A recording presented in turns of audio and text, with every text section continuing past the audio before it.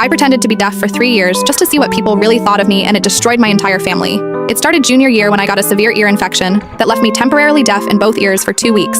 During those weeks, I learned to read lips and discovered something fascinating. People say horrific things when they think you can't hear them. My hearing came back, but I didn't tell anyone. The first thing I learned was that my best friend Sarah called me pathetic behind my back. While sitting right next to me at lunch, she told Jessica how exhausting it was pretending to care about my problems.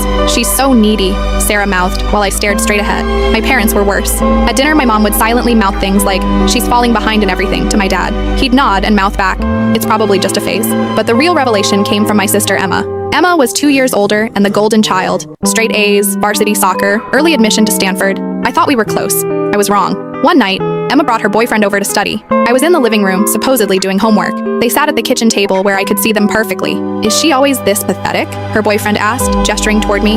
Emma laughed. "Pretty much. My parents baby her because she's the disappointment. They've basically given up on her being successful like me. Doesn't that bother you?" "Are you kidding? It makes my life easier. They expect nothing from her, everything from me." I kept my face neutral, but inside I was planning my revenge. For 3 years, I documented everything. My parents had a betting pool with relatives about whether I'd graduate high school. My guidance counselor told colleagues I was a lost cause. Even my grandmother told my mom she was embarrassed to introduce me to her bridge club. The breaking point came at Emma's graduation party. The whole extended family was there, celebrating her acceptance to medical school. I sat in the corner playing the part of the disabled sister. That's when I overheard my parents talking to my uncle. "We're honestly relieved," my dad said. "At least one of our kids turned out normal. We can focus our college fund entirely on Emma's medical school now." My mom nodded. "The deaf one will probably qualify for disability benefits anyway. We don't have to worry about her future anymore." They were planning to abandon me financially because they thought I was disabled. I stood up, walked to the center of the room, and clapped my hands loudly. "Can everyone hear that?" I asked clearly. The room went silent. Emma's face went white. "Because I can hear everything," I continued. "Every cruel word, every whispered insult, every plan you've made behind my back for 3 years." My mother's mouth fell open. "What do you mean?" "I mean I've been able to hear perfectly since junior year. I just wanted to see what kind of people my family really were when they thought I couldn't hear them." I pulled out my phone and played a recording. My parents discussing how much money they'd save by not sending the defective one to college. Emma started crying.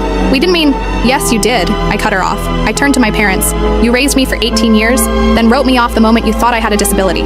I picked up my graduation gift, a cheap bracelet they'd clearly grabbed last minute, and handed it back to my mom. "Keep this.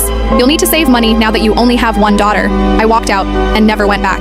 5 years later, I'm finishing my master's degree in psychology. Emma dropped out of medical school after 2 years. Turns out she couldn't handle pressure without her parents doing everything for her.